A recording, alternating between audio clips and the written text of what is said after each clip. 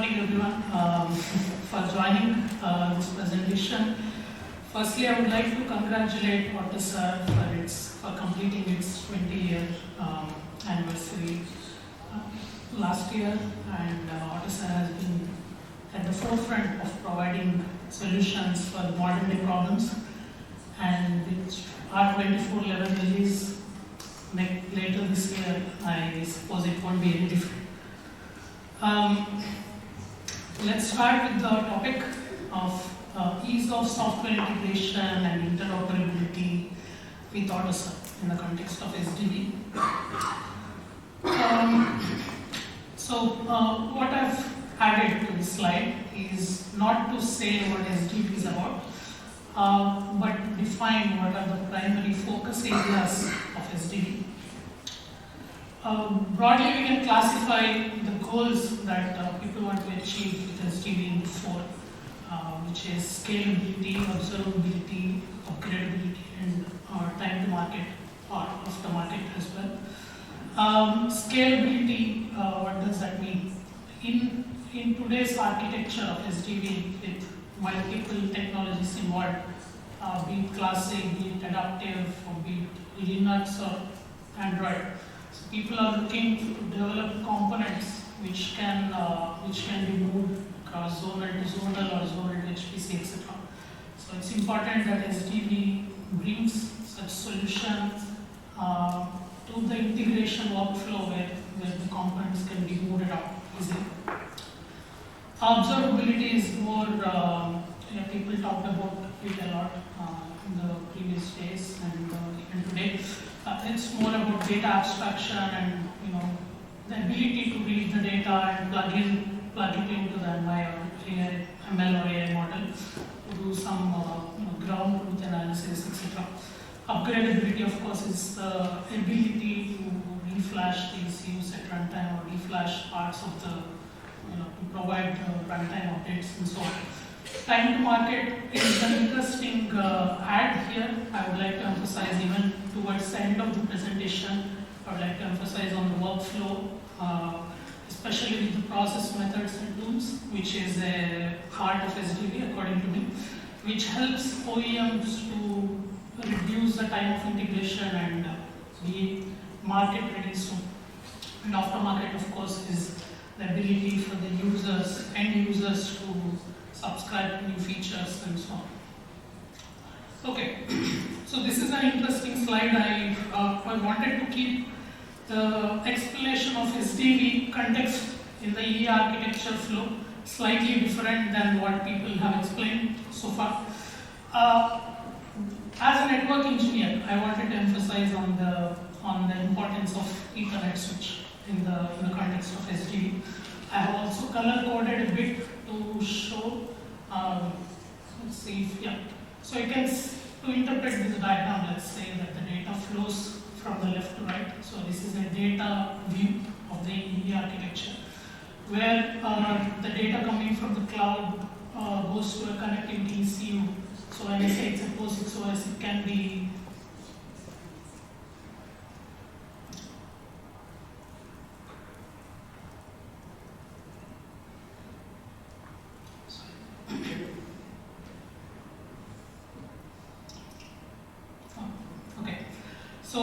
it can be any flavor of POSIX, maybe adaptive Android, IBM, basically an IBM system.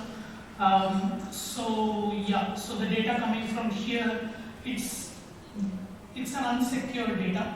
Let's say it's coming from an external world, either through an external plugin, hard plugin, or through a cloud. So then this color represents that there is a data with a VLAN submission on the switch going to a firewall or a gateway, again over an SOA. So this also can be an adaptive machine or a classic machine or an Android machine, depending on the preference of the OEM. And then the data from here goes to a highly secured zone, I would like to say, because you implement a firewall to ensure that the data reach here in a most safer way. And then, as people have emphasized, this is our HPC, and in HPC it's kind of mandatory to have a safety core. in the HPC, especially with the classic machine to ensure that the times of wake-up and to do some platform health management, etc. With these. So the HPC also has a POSIX flavored OS, you can call it maybe an adapter machine here. So you can see that it communicates on the switch to a bunch of zonal controllers, and the zonal controllers then interact with sensor actuator ECUs or CAN in traditional CAN links. One interesting tidbit, I was interacting with some of the folks, and there was an interesting question about the future of Ethernet 10/T1. I would like to talk about it if time permits towards the end of the presentation and the context of Ethernet 10/T1 in this architecture. Okay, so what is this diagram? Not so long ago, the integration in automotive was in two parts, hardware integration and software integration. And then we transitioned towards three-phase integration where there was a hardware integration and a BSW integration, and then the application logics, business logics, they developed their models in MATLAB, etc. And then they tried to integrate. With SDV and its scalability being the main focus, the integration should happen in 4 phases. At least the workflow should be developed in such a way that we have 4-phase integration. One, of course, being the software component integration, one's BSW integration, and the hardware driver integration. And the key aspect, which is the 4th edition, is the runtime integration. So, previously the runtime integration was partly the business logic owner's responsibility and partly the BSW owner's responsibility. But given the kind of complex interfaces we have these days, it's important that there is a dedicated integration workflow for the runtime integration. Okay, so coming to the interoperability challenges that we have. So as you can see here, it is possible that in the same network we have more than 3 technologies getting integrated. In classic AutoSAR, adaptive AutoSAR, and considering there is another kind of Linux plate, maybe Android or native Linux. So there are interoperability challenges, and then there is a huge bottleneck on the network, mainly the conversion of signal to service, etc., and then penetration of diagnostic messages on how we interpret the diagnostics or IP and the diagnostics or CAN. So the signal to service and the network traffic was dealt yesterday by Mr. Robert in a very comprehensive way. We can also have a look at this later during the presentation. But yeah, coming to the interaction between AutoSAR and non-AutoSAR ECUs, I would like to show this slide. This is taken from one of the AutoSAR, one of the documents in AutoSAR.org, which I like the most these days, which is the Frank idea. There has been a debate, and I've been discussing with some of you folks, and people have an opinion that ARXML should be replaced with Frank idea and so on. Personally, I don't think it's a good idea to do that. Frank ideal, the use cases are slightly different according to me, and you can see here, Franca ideal allows us to define an interface, mostly service-oriented interface, at an interface level, defining the data type for the interface, etc. And then the definition of the interface can be then moved to any kind of machine, classic, adaptive, etc. For example, if you define a SumIP event, if you take an example of SumIP event, so in the Franca definition, you can use broadcast as a keyword to define an interface. And then maybe the question related to someone asked earlier on how we can abstract a service on either machines is like this, where you can define an interface on the SumIP, be it produced or consumed, and then agnostic of the technology, you can still store it in your workflow, and then at integration level you can manage to say whether you want to generate an ARXML compatible to a classic machine or an ARXML compatible to an adaptive machine like a service interface manifest, or maybe an Android equivalent like JSON or Protobuf, etc. So you can see in this diagram on the left, it's a generally, let's say, Linux kind of architecture, and on the right, it's a classic AutoSAR architecture. And by using Franca definitions, AutoSAR allows to at least defines a guideline on how to generate an ARXML using the Franca definitions. Okay, so coming to the second topic about the network congestion in the SDV. To give a tidbit about why this is important is that on the project that I'm currently working on the zonal issues, that is these ones here, we have around 2,000 events per second on zonal issues, and each event in the scale of data payload maybe 2 to 64 bytes on an average, which is creating a huge bottleneck on the zonals. Of course, HPCs are very powerful and they're able to do much more stuff, but the decongestion especially happens on the zonals. And why? Is because the zonals had to do the CAN to Ethernet conversion, the Ethernet to Ethernet conversion, like Robert explained, there are several ways of differences between zonals and HPCs, where there is a difference in the serialization on the Ethernet versus the service discovery and so on. One such technique I described here on how AutoSAR provides a solution to effectively handle a gateway.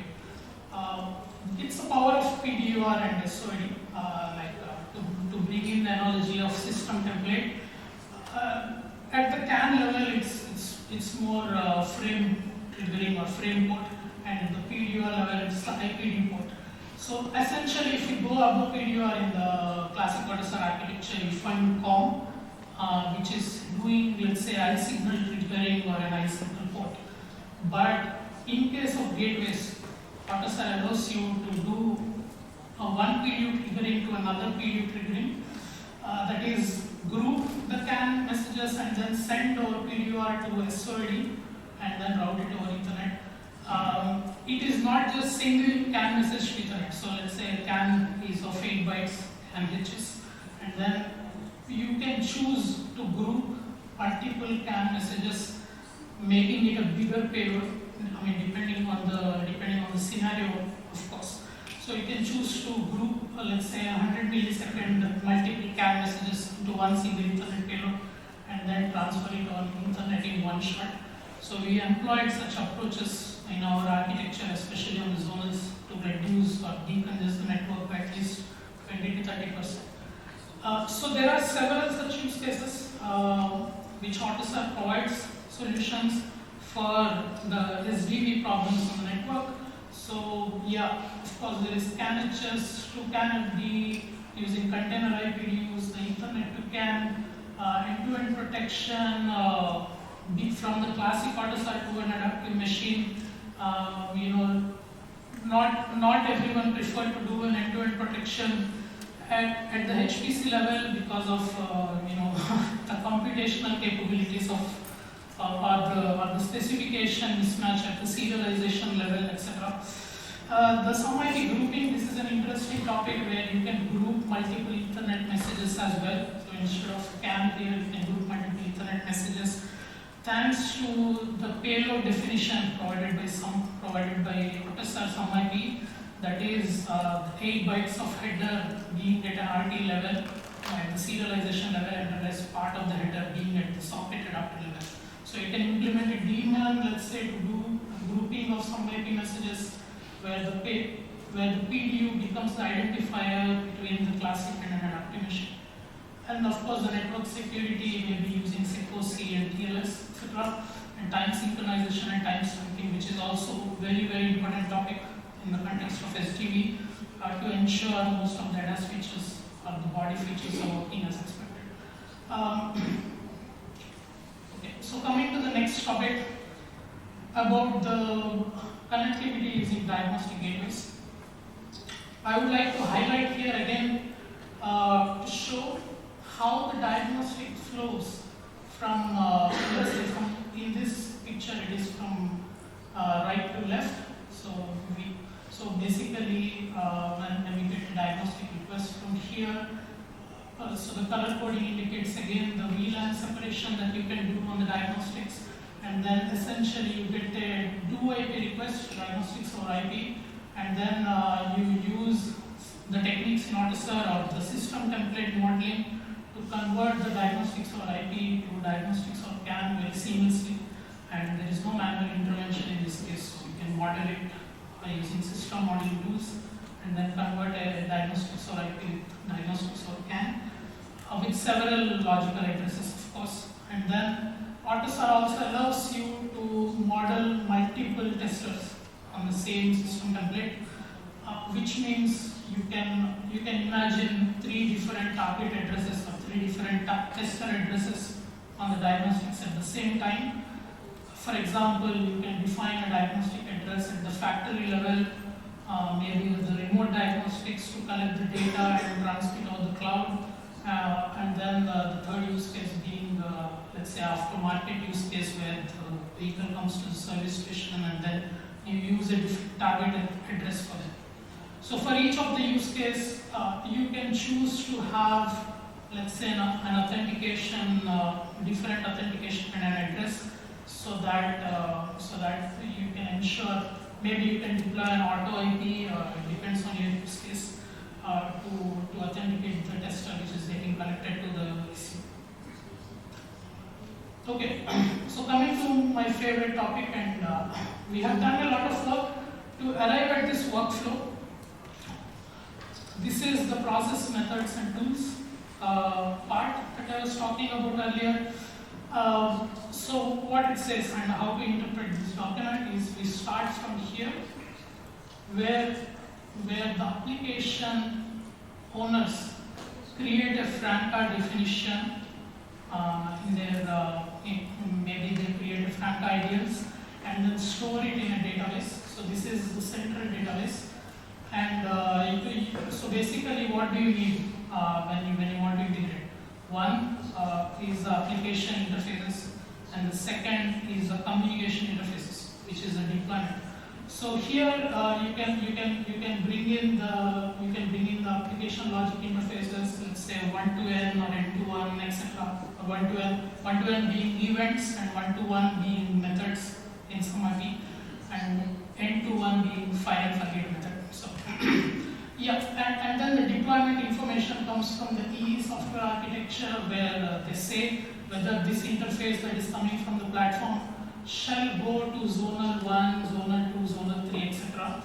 So this centralized database management collects the data from multiple places, and then there is a SDV central tooling. So there is a fine dotted arrow here indicating that this is a single source of truth.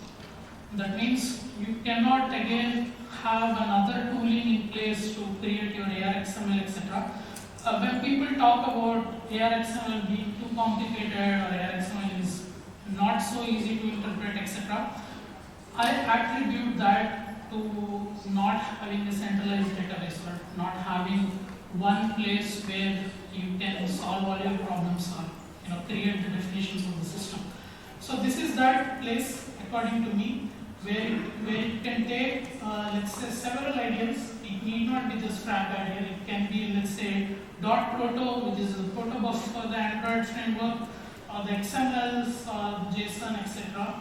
And then there is always back and forth going on between the database and the tooling, because you can keep adding the interfaces to the database, and the tooling will generate here the ARXMLs for the classic machine, also the manifests for the adaptive machine, and then the diagnostic description, etc. You name the artifact that you need for the generation of ECU. This tooling should be capable of doing that. That means this tooling should be adaptable enough to input several extensions and to output a single extension for your ECU. So why is there a dark dotted line? So this is exactly to emphasize the point the speakers earlier, Shweta and Simo, talked about the importance of left shift and creating virtualization. it is where the industry is moving to have more and more stuff done on the left side of the wheel. It's a good idea, but then we should be sure that our process and methods and tools are compliant to do both virtual and hardware with minimal changes in our infrastructure. So this is where our CI has to be strong enough and our tooling has to be strong enough to ensure that on the virtual and on the physical we are not changing too much our tools and methods. So essentially this dark dotted lines here is the same for both virtual and hardware, and when it comes to hardware you just add your MCAL components in whatever format it can be, and then your pipeline is complete. Okay. So the key takeaways. So what we have seen so far is how how the standardization of AutoSAR helps in defining the interfaces at an application level and also at the BSW level, at the service instance level, and we have seen some complex use cases on the network that can be modeled using AutoSAR. We have seen how the interoperability challenges can be tackled using having an additional interface definition language, one example being FrankIdeal, and then the importance of tooling in the context of SDV, especially when you have a virtual and a physical environment playing hand in hand.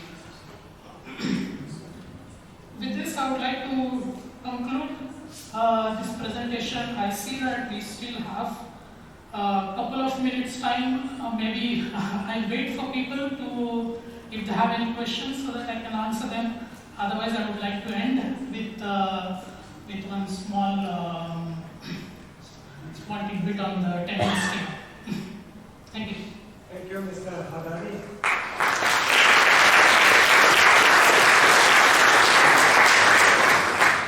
Are there any questions, Mr. Hadari? Yeah, Simon?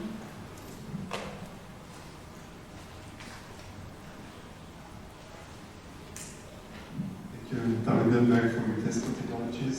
I was just wondering if you could use abstract interface description from AutoSAR to describe services more general before going to classic or adaptive platform. Yeah, of course. As part of the BFP++ concept, would this work?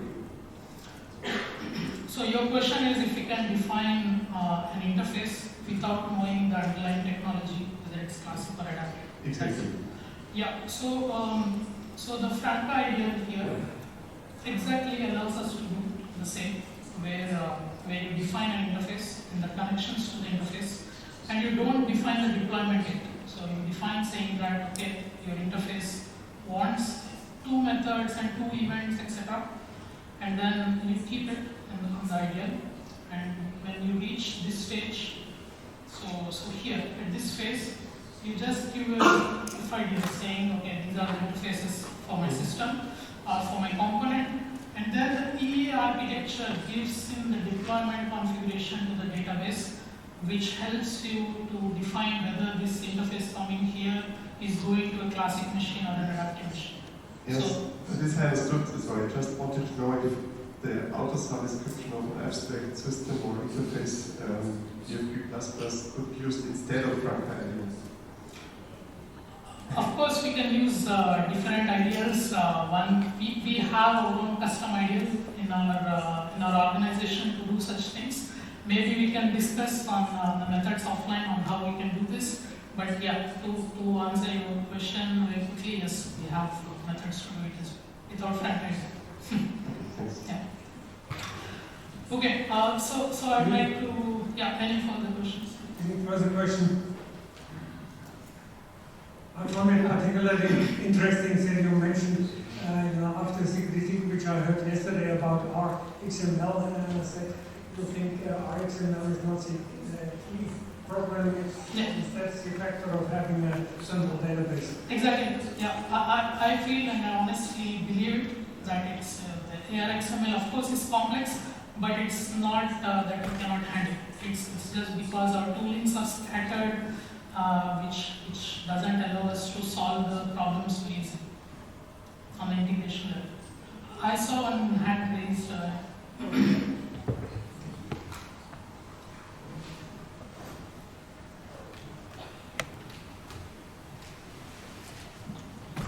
Could you back to the slide about the gateway with the CAN and This one? Yes, here. Okay. My question is that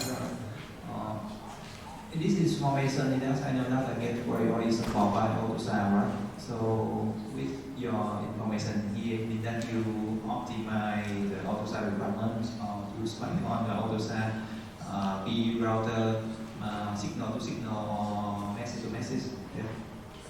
Sorry, could you repeat? Mean that in this slide, I just not clear. Mean that this technical is by on the AutoSAR or you optimize the AutoSAR requirements. Okay. So if your question is if we optimize the AutoSAR to do the signal to service or the signal to signal on this diagram, right? So to answer your question, this is a classic CAN to Ethernet gateway, not the CAN to some IP. That is not the signal to service. It is a signal to signal, but changing the payload from CAN to Ethernet. So you change the payload from, you construct a CAN payload, and then you pack the CAN payload into an Ethernet frame, send it over an UDP. So that it's not a sum IP, so it's a classic Ethernet frame going to another ACL. Thank you. Yeah. So I know that we have better ways also to manage with the DDS specification, etc. on this kind of stuff, but this is one way of handling also the CAN to Ethernet. Yeah. So if there are no further questions, then maybe we Are there can. any further questions? I don't see. So thank you, Mr. Harari. Thank you.